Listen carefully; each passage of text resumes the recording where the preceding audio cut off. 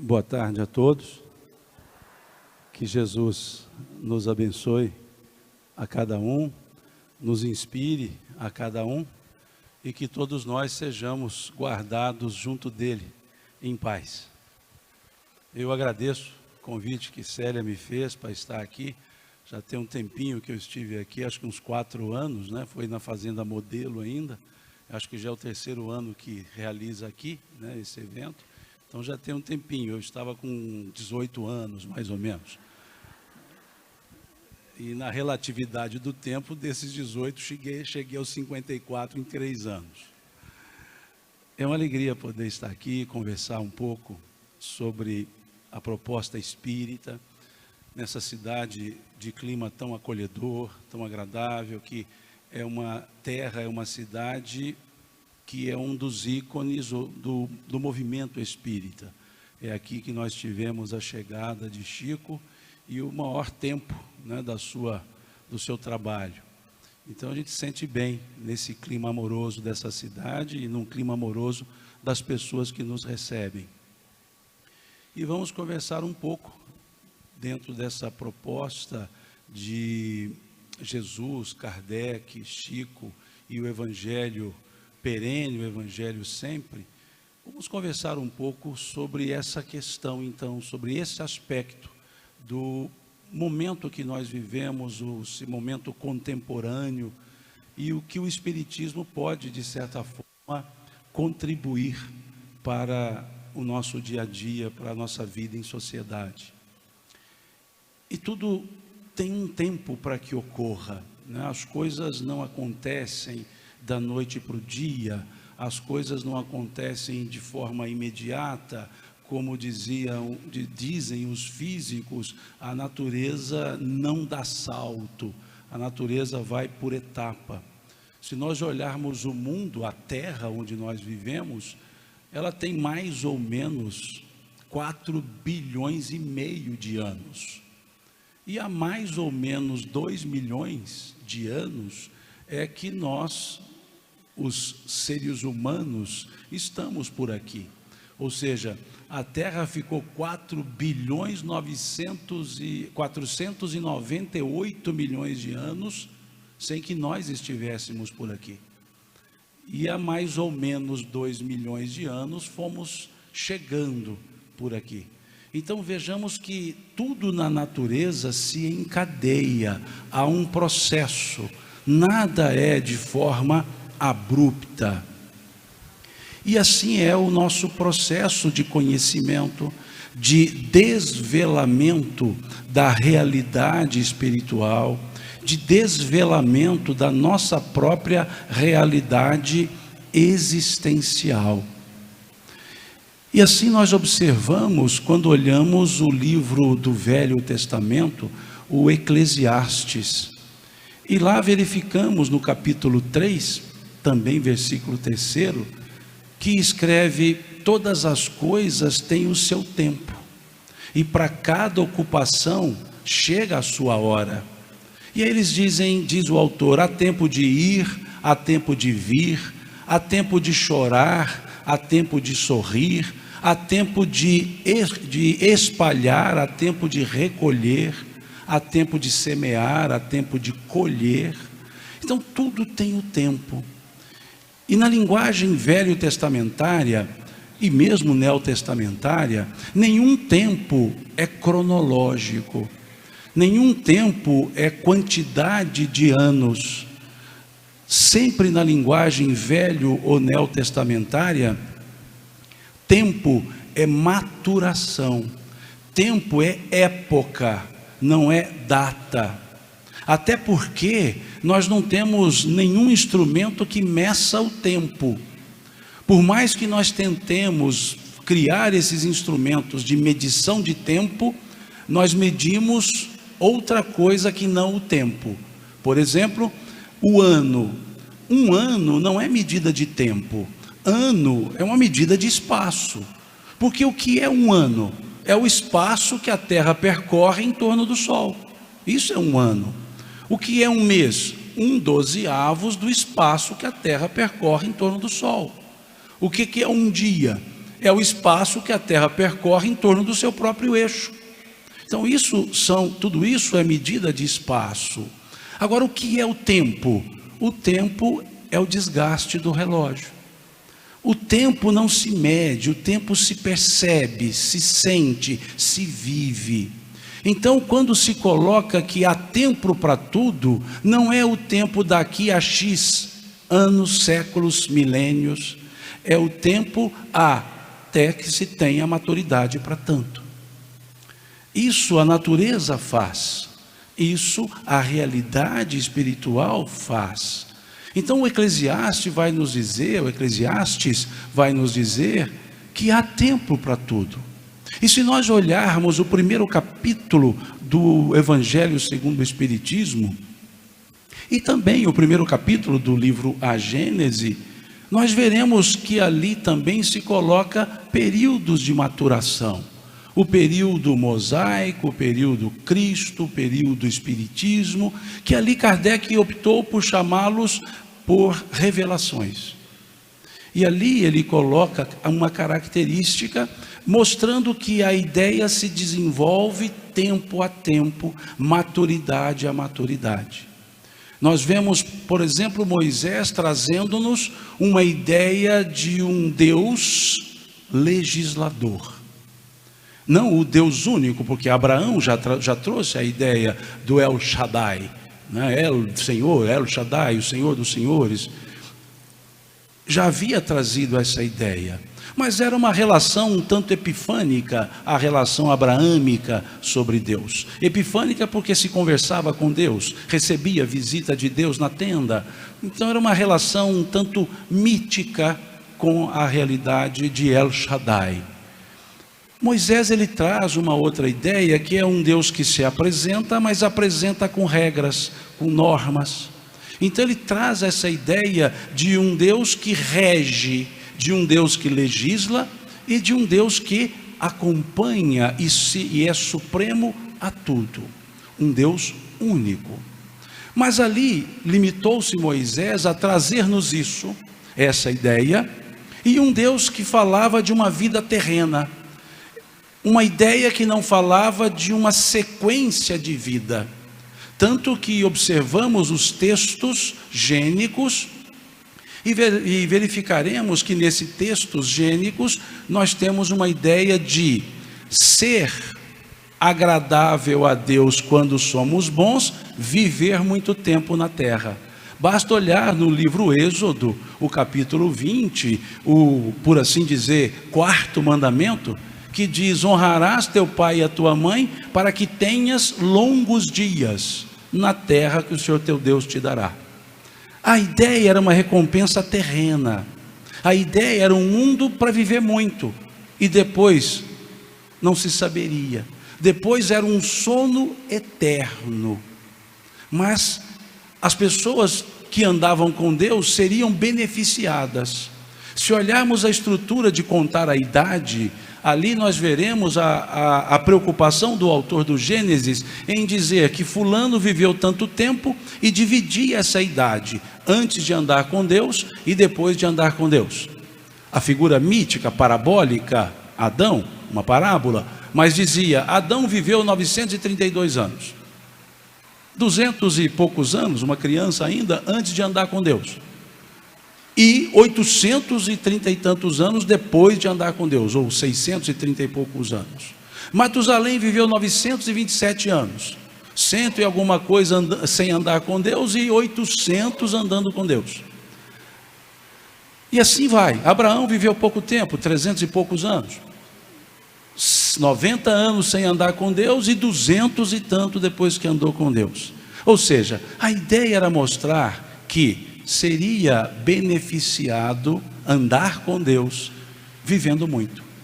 Porque Moisés não falava o que sucederia, era o sono eterno para um dia, quem sabe, acordar. Vem Jesus, outro tempo, decorrido séculos, e vem Jesus.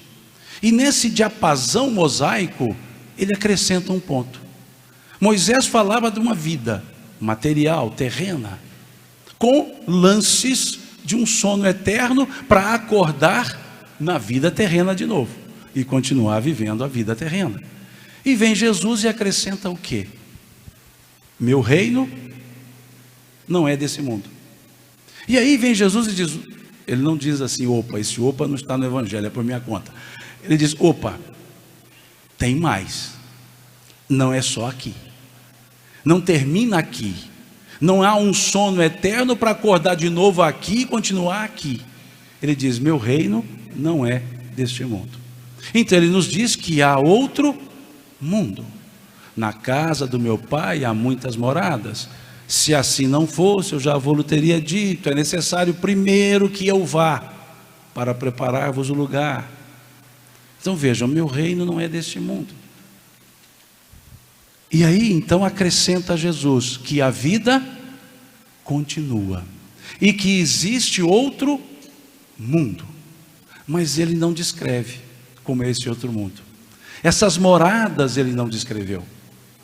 E ele foi dizer, está no Evangelho de João, lá no versículo 12 do capítulo 16. Muitas coisas eu ainda vos tenho que dizer, mas vós não podeis suportá-las agora. Ele foi dizer que o que ele ensinava era o necessário para uma era, para um momento, mas muitas coisas ele ainda teria que dizer. Muitas coisas eu vos tenho que dizer, mas vós não podeis suportá-las agora. Mas, ele coloca uma conjunção adversativa, mas quando vier o Espírito de verdade, o Consolador, o Paracleto, que da parte do meu Pai ele há de enviar, ele vos fará lembrar todas as coisas. Ou vos fará lembrar o que eu vos tenho dito, e vos ensinará todas as coisas. Então ele diz ali que vai haver um outro momento, uma outra era. E aí chegamos ao advento do Espiritismo, e nesse mesmo diapasão, Moisés indicando a existência, a figura Deus, o mundo, Jesus dizendo que esse mundo segue, a esse mundo segue outro, mas não descrevendo como é esse outro, vem a doutrina espírita e diz como é esse outro mundo. Vejam o encadeamento, como é esse outro mundo? E aí nós entendemos que esse outro mundo não é um mundo apartado, é um mundo interrelacionado. É um mundo, ou são dois mundos, o mundo material, o mundo espiritual, que se, de certa forma, justapõem. E que o mundo espiritual procedeu e sucederá, ou precedeu, melhor dizendo, e sucederá ao mundo material. Conforme vemos na questão 84 do Livro dos Espíritos, desses dois mundos que interrelacionam-se, que faz com que nós sejamos seres interdimensionais, dimensão espiritual desencarnados, dimensão material encarnados, no meu caso muito bem encarnado, bastante encarnado, quase que totalmente encarnado. Mas vejam, isso tudo foi se desvelando, desencadeando. E o Espírito Emmanuel, no livro A Caminho da Luz, ele vai nos falar que o Espiritismo veio na hora psicológica. Veja o termo emanuelino, veio na hora psicológica das grandes transformações, ajustar o espírito humano. Vejam, na hora psicológica. Não era uma data pré-determinada, mas era um momento psicológico, o momento de uma maturidade. O que nós tivemos depois de Jesus?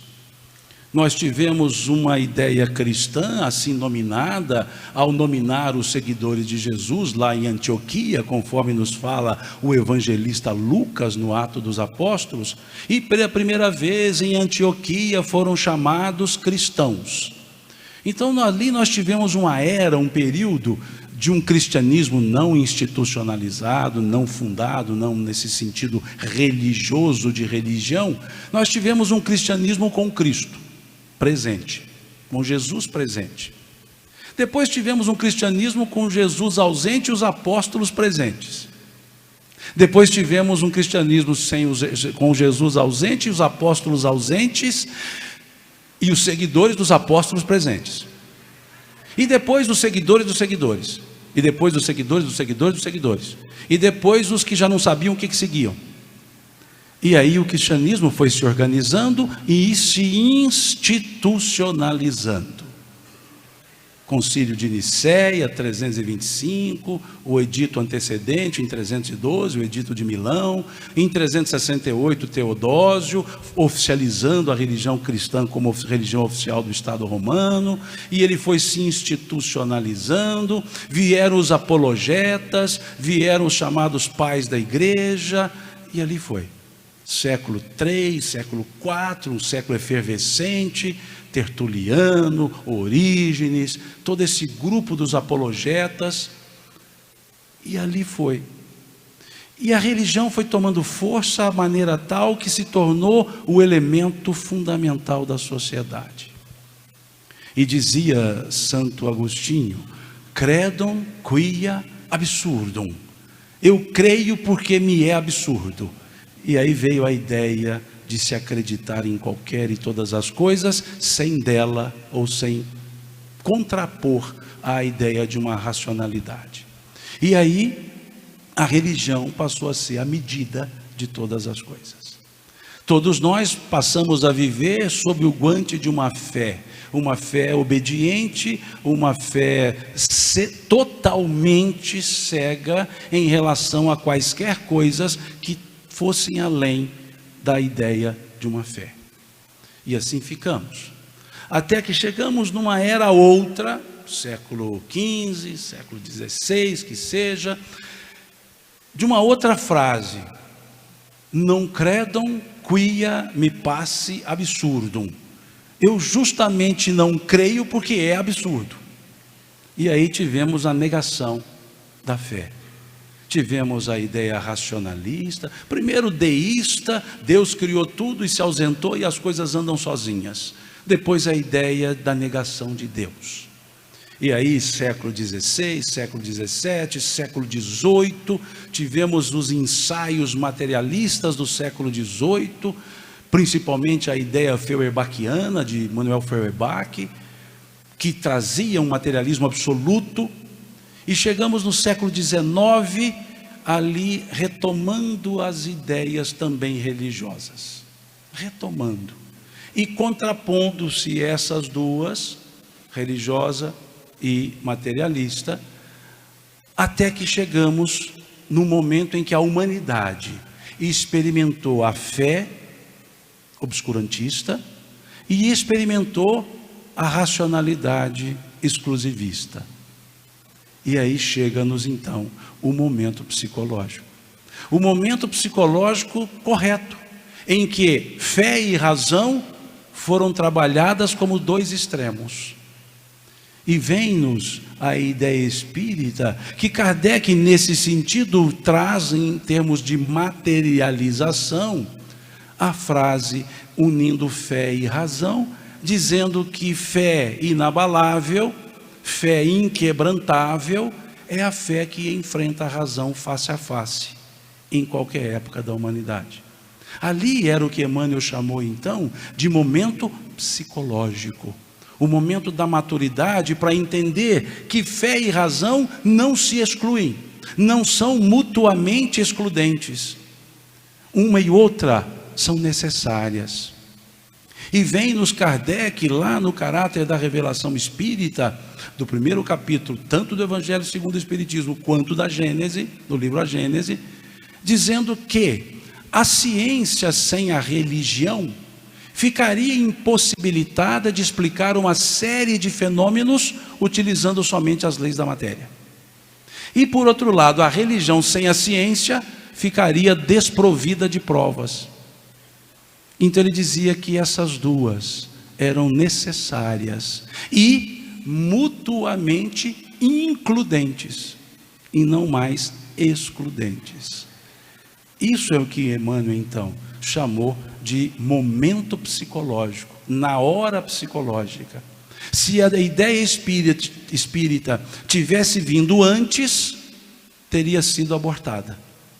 Se tivesse vindo depois, teria sido desprezada. Então ela veio no momento certo. Ajustar o espírito humano. Veja a frase emanuelina. Veio na hora psicológica das grandes transformações, ajustar o espírito humano. Dar rumo, dar norte. E aí observamos a questão 799 do Livro dos Espíritos.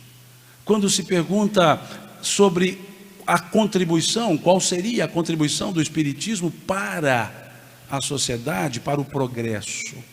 E os Espíritos respondem: destruindo o materialismo, o Espiritismo coloca o homem no seu verdadeiro lugar.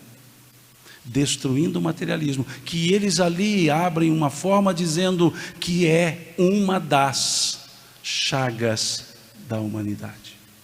Então nós entendemos que a contribuição, conforme essa questão 799 do Espiritismo para o progresso, é desvelar uma realidade que antecedeu e que sucederá à ideia materialista. É mostrar-nos a nós mesmos, nos apresentar a nós mesmos, mostrando-nos como seres que já existíamos e que continuaremos a existir a realidade espiritual, antes e depois dela, material, desculpe-me, que somos seres espirituais, que estamos numa estrutura material, mas não somos seres materiais. Simão, isso é óbvio, mas não parece, porque muitos de nós nos referimos a nós mesmos como se fôssemos uma terceira pessoa, quando dizemos que possuímos e não que somos. São matéria, eles dizem, são seres materiais, eles dizem seres incorpóreos, seria melhor o termo, porque é um tipo de matéria, quintessenciada, mas é um tipo de matéria. Mas então, para fins didáticos, vamos deixar a matéria como sendo corpo material.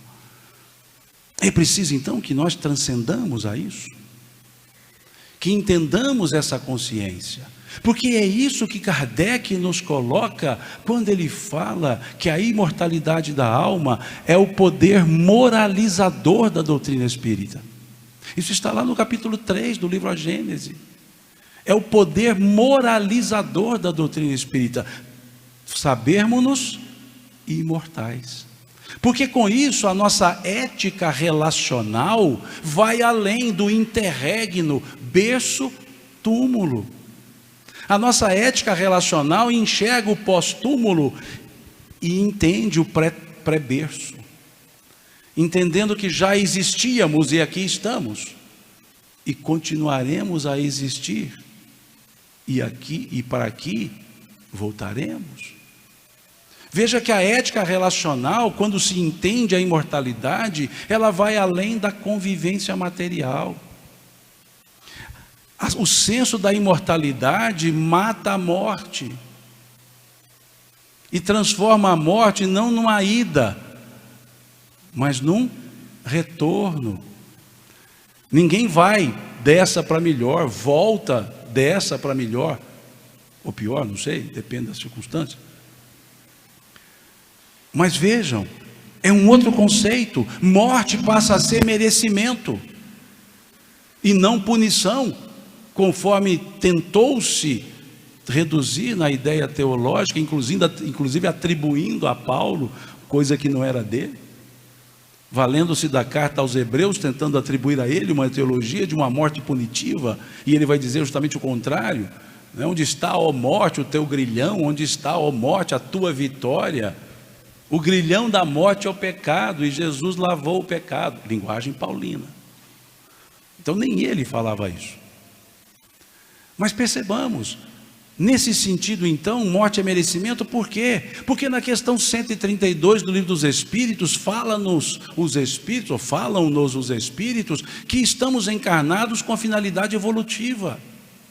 Qual é a finalidade da encarnação dos Espíritos? Questão 132. Não é a finalidade da reencarnação, essa é a 167. Eles querem saber por que temos que encarnar, o ato encarnatório, não a quantidade de vezes. Qual é a finalidade da encarnação dos espíritos? E os espíritos respondem: Deus vos impõe, veja o verbo, impor. Deus vos impõe a encarnação com a finalidade de vos fazer progredir. Ninguém está aqui para ser punido, está aqui para progresso. Mesmo que seja pelo viés da consequência de atos anteriores, que nós chamamos algumas vezes de sofrimento. Mas isso é um viés consequencial, não é objetivo. O objetivo é crescer, evoluir. Então, se aqui chegamos para um tempo, exercício evolutivo, que é a questão 167, qual é a finalidade da reencarnação dos espíritos? E aí eles respondem: provas, expiações, aprimoramento progressivo da humanidade. Então aquela 132 que é a evolução, a 167 diz que ela é progressiva, day by day, né? Dia após dia, nós vamos evoluindo. E aí então chegamos à Terra, desenvolvemos um certo tempo, e depois merecemos voltar para o mundo espiritual, para depois vir para cá, e seguir mais um tempo, e merecer voltar para o mundo espiritual. Então morte é merecimento, não é punição. Eu já mereço voltar. Por isso o voltar antes da hora, por deliberação própria, é questionável, porque corrompe essa estrutura da finalidade evolutiva e do tempo necessário para estar na Terra. Por isso é uma fuga comprometedora, o por deliberação própria querer voltar para o mundo espiritual. Então vejamos que todo o conceito da vida material muda quando nós entendemos e tomamos consciência da imortalidade da alma, da nossa imortalidade, da nossa condição espiritual. É isso que está na questão 799, que não é de fora para dentro, é um conceito que nós precisamos desenvolver de nós para fora, ou seja, de dentro para fora, é a consciência própria. E aí entendemos esse processo evolutivo, a necessidade do Espiritismo naquele momento que ele chegou, e no que ele foi fixando ao longo do tempo, desses 162 anos que seja, da publicação do Livro dos Espíritos. Então essa é o objetivo, melhor dizendo, a contribuição que o Espiritismo pode dar para o progresso social. E na questão 798 se pergunta se o Espiritismo tornar-se-á crença comum entre os homens. Homens no sentido humanidade. Crença comum. A pergunta não foi crença única. Não foi assim, o Espiritismo transformar-se-á em crença única. Não. Porque feriria a própria lei do progresso, a lei da igualdade associada ao progresso. Porque nem todos estão no mesmo momento. Então cada um busca um segmento para refletir sobre a sua própria existência, em conformidade com seus níveis de pergunta. A melhor ideia religiosa é aquela que me responde às perguntas que eu tenho. E aí o nível se desdobra, as religiões se desdobram. Não no sentido institucional, as respostas são diretamente proporcionais às perguntas. Então qual é o melhor lugar para eu estar? Aquele lugar que me faz sentir bem, respondendo às minhas dúvidas e me conectando com a realidade que eu vivo, a realidade material e a realidade espiritual.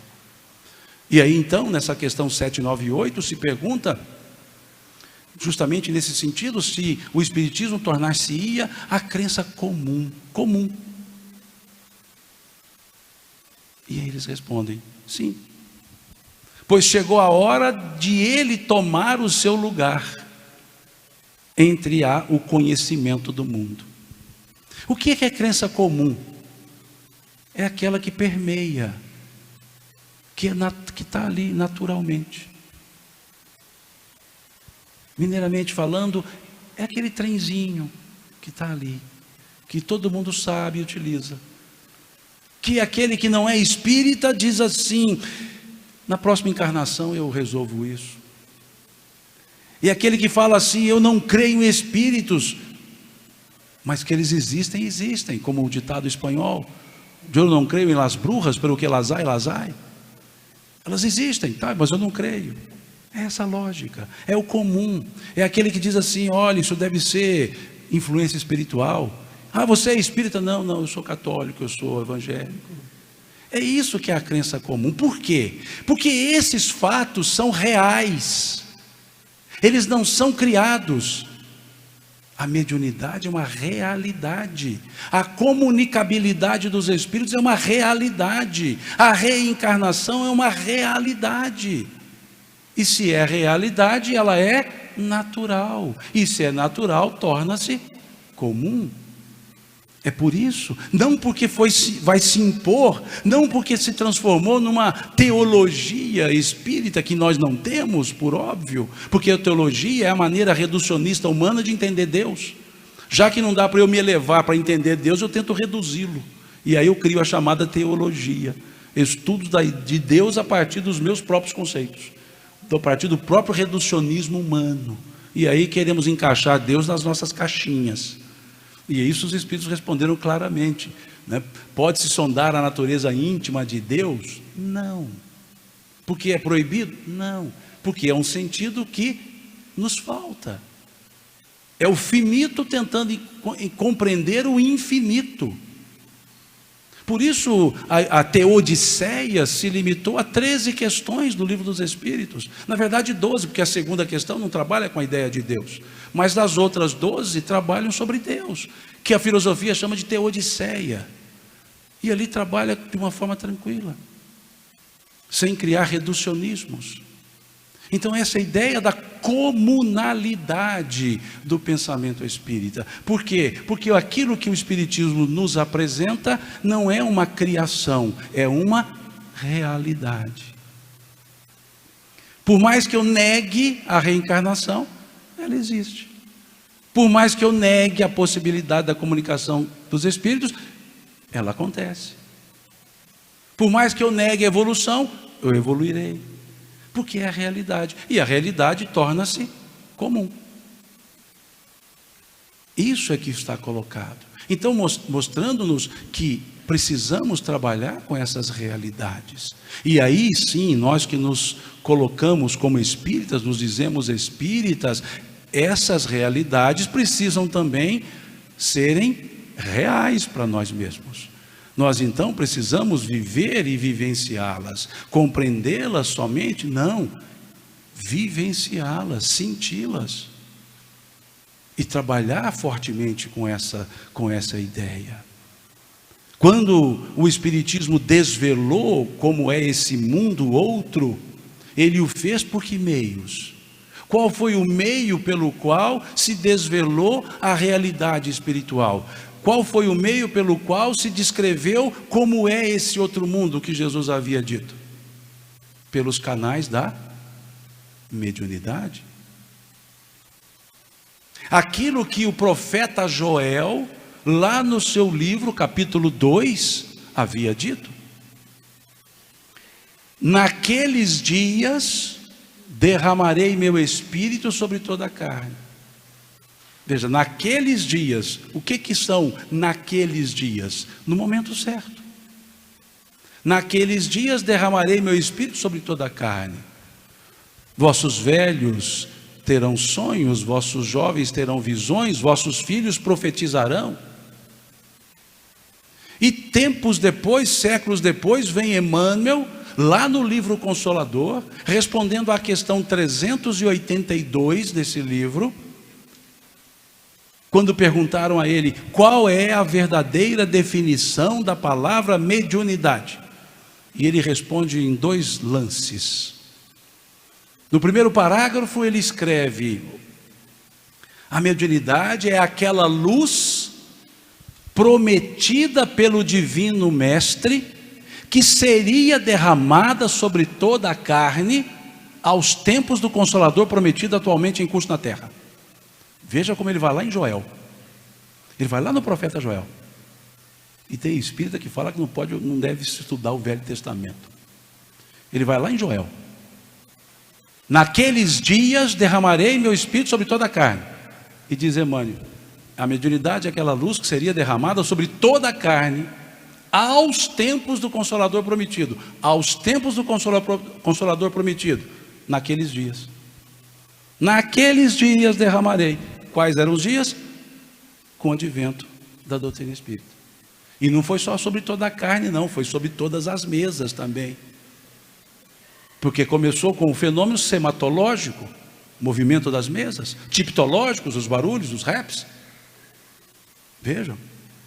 E Emmanuel até acrescenta um pedacinho ali. Porque Joel traduziu no sentido, ele disse, naqueles dias derramarei. Ele coloca na primeira pessoa, derramarei, como se fosse o próprio Joel. Derramarei meu espírito. Ele estava em profecia, então ele estava falando em nome de alguém. E Emmanuel vai dizer, prometida pelo divino mestre. Quem estava falando? Lá atrás em Joel, o Cristo. Porque Emmanuel foi dizer isso. É aquela luz que seria derramada sobre toda a carne, prometida pelo divino mestre, divino amigo. Como diz o Wagner aqui, fechou. Mas ele acrescentou um outro elemento, porque toda a ideia espírita, ela não é só conceitual. A ideia espírita, ela tem efeito não só epistemológico, ela tem efeito vivencial, ético. E pode observar, todas as definições não se limitam a questões de o que é, tem o porquê, tem a finalidade.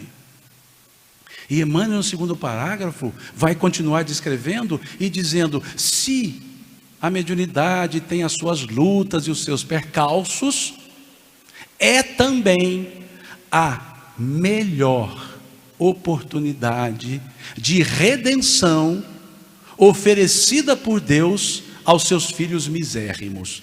Sem o misérrimo não seria Emmanuel. Não seria, porque ele tem a sua forma de dar contundência. Veja, é a melhor oportunidade de redenção oferecida por Deus aos seus filhos misérrimos. Ou seja, tem uma finalidade redentora. Se é redentora é porque tem alguma coisa para ser consertada, não é? E para a gente acertar essa coisa a ser consertada, nós precisamos de Emmanuel de novo. Que agora no livro Emmanuel, lá no capítulo 11 desse livro Emmanuel, ele vai descrever quem são os médiuns na sua generalidade. E com todo respeito, eu vou ficar próximo à porta para eu já sair. Porque Emmanuel diz o seguinte: os médiuns em sua generalidade não são missionários na acepção comum do termo. São almas que fracassaram desastradamente, que contrariaram sobremaneira o curso das leis divinas e que resgatam sob o peso de severos compromissos e ilimitadas responsabilidades o seu passado obscuro e delituoso, constantemente enodoado de clamorosos erros e graves deslizes. E eu já estou indo embora, porque se tiver médium aqui vai ficar bravo comigo.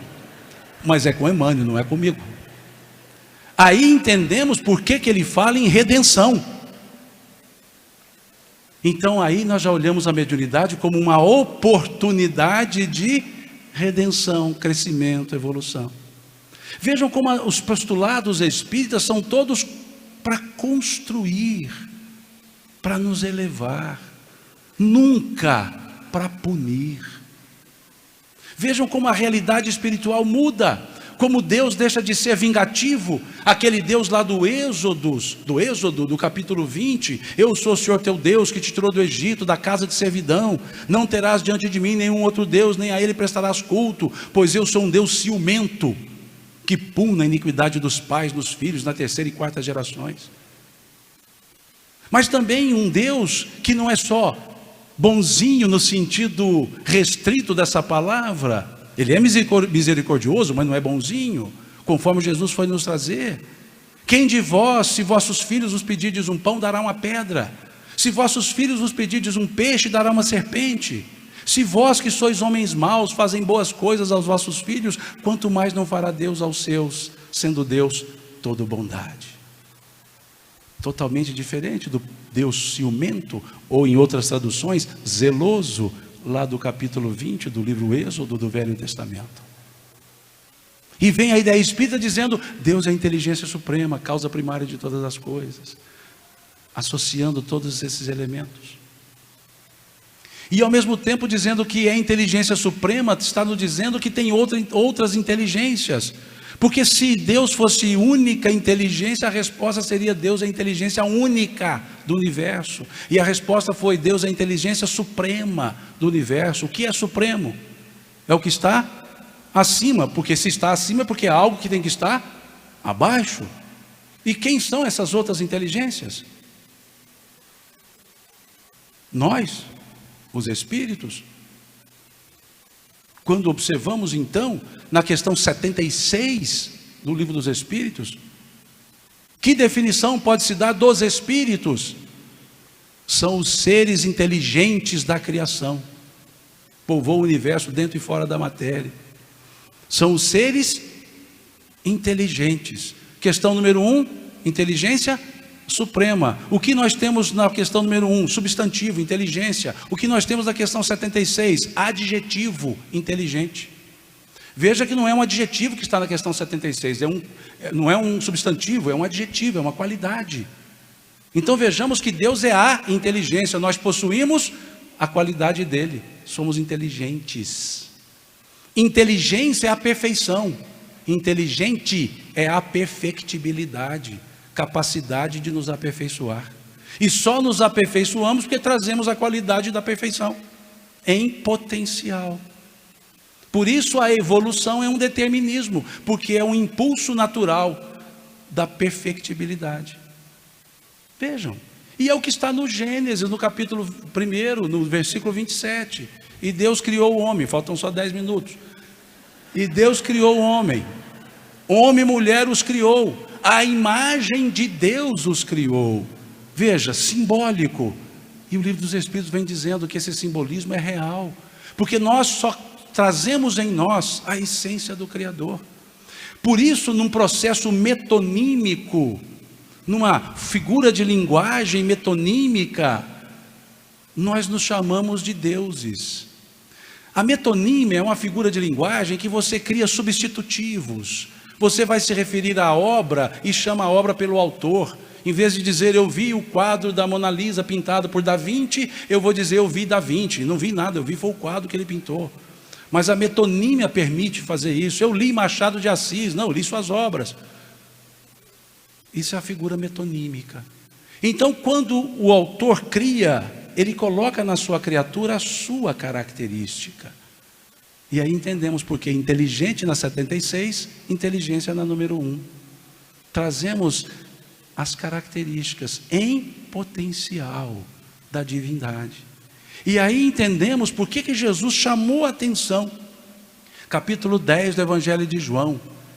Jesus chama a atenção das pessoas trazendo o salmo, trazendo o salmista.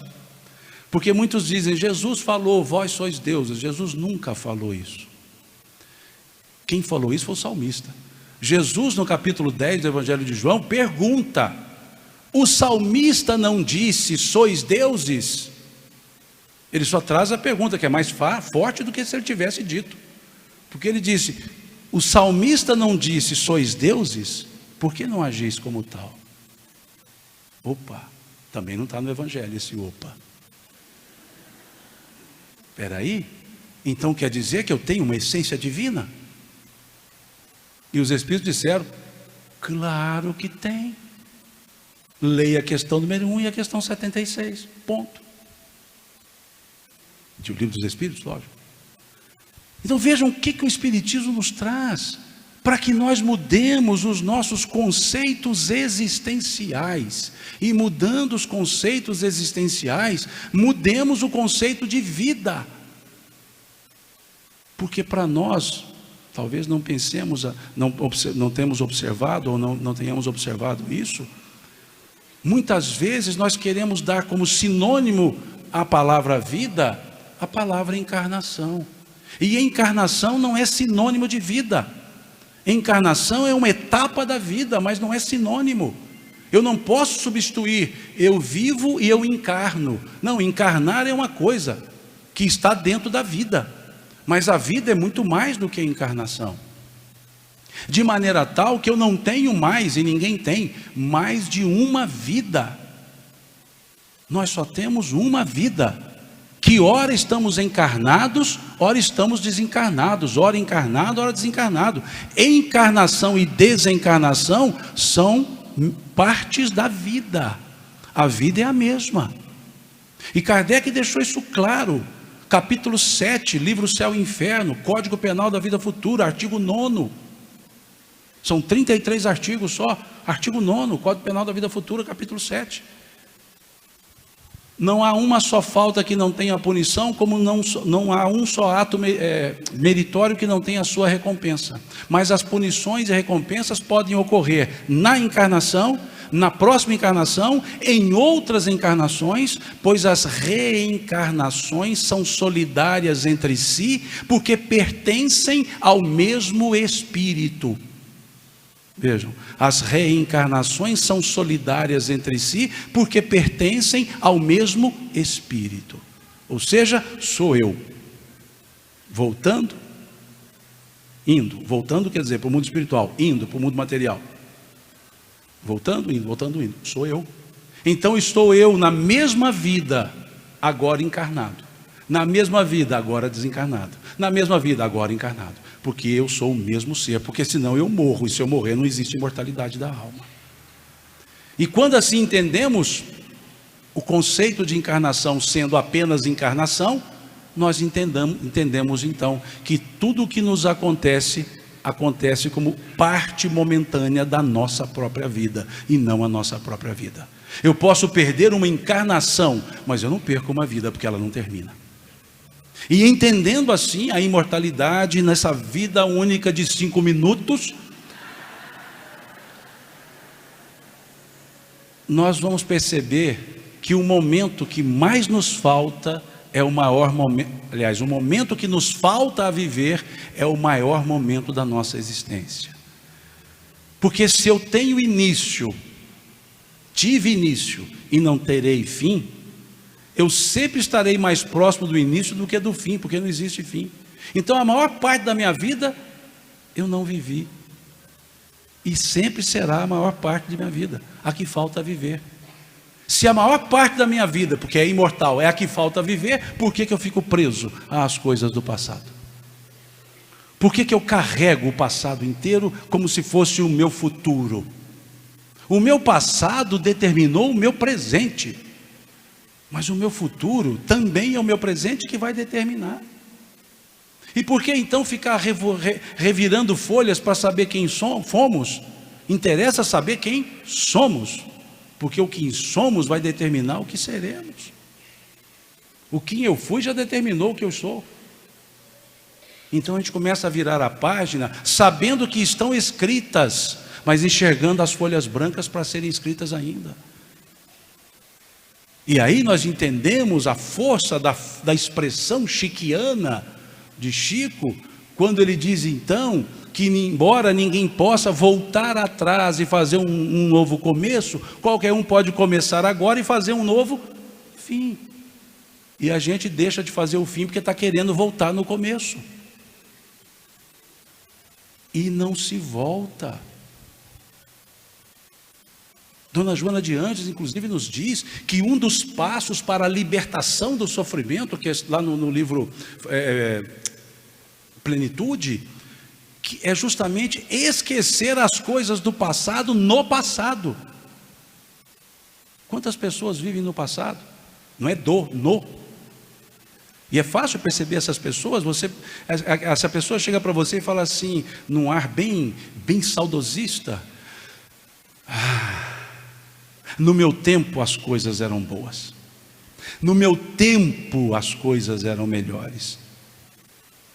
Qual é o meu tempo? Hoje. O que lá atrás foi feito, ficou. Gerou consequências. Mas o que está feito, está feito. Eu preciso lidar com as consequências, mas não ficar no passado.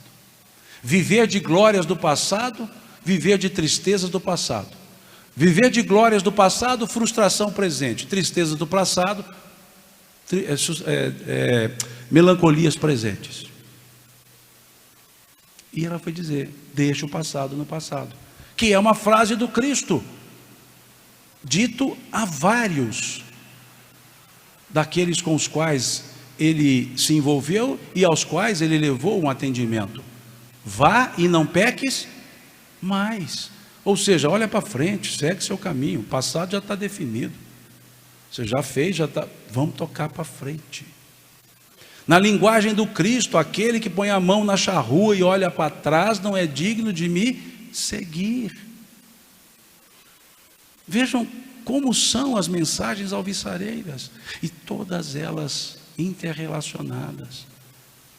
Tudo que o Espiritismo nos trouxe está interrelacionado com o que o Cristo nos trouxe. E essas interrelações, que são aquilo que Jesus chamou por verdade, não no sentido epistemológico, porque temos verdades e mais verdades, mas no sentido crístico, lá do capítulo 8, versículo 32 do Evangelho de João: e conhecereis a verdade vos fará livres das amarras, dos reducionismos.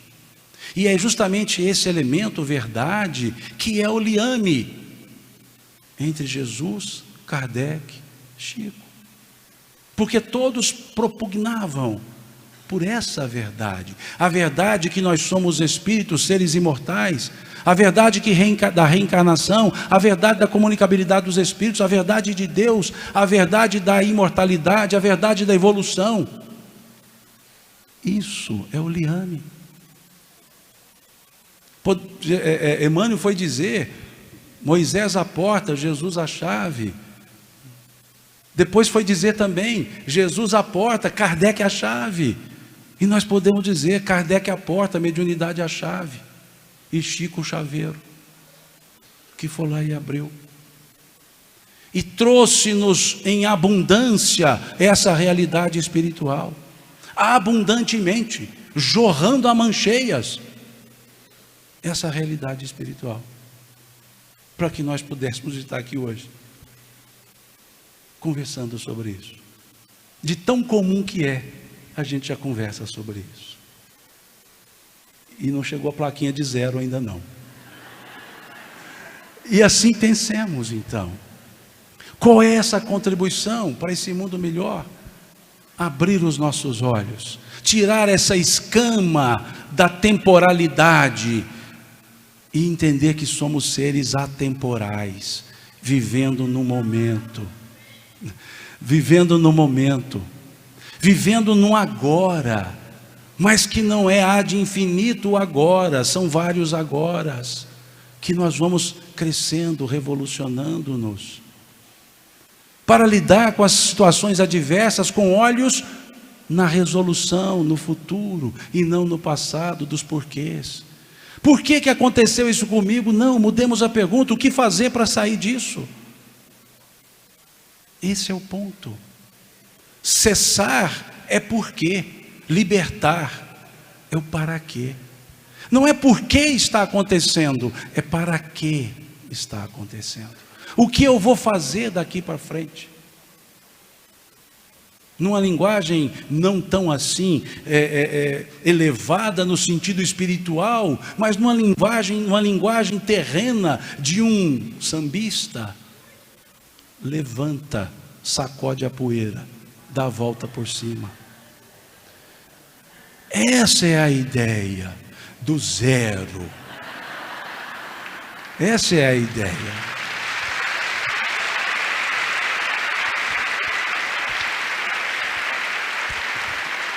Então, pensemos nisso. Pensemos que contribuição nós podemos dar para nossa própria libertação dos conceitos que nos prendem a realidades não existentes, mas que criamos e passamos a alimentar dela a realidade de que somos matéria, quando na verdade somos espíritos. Obrigado pela paciência de vocês. Deus lhes pague por tudo isso.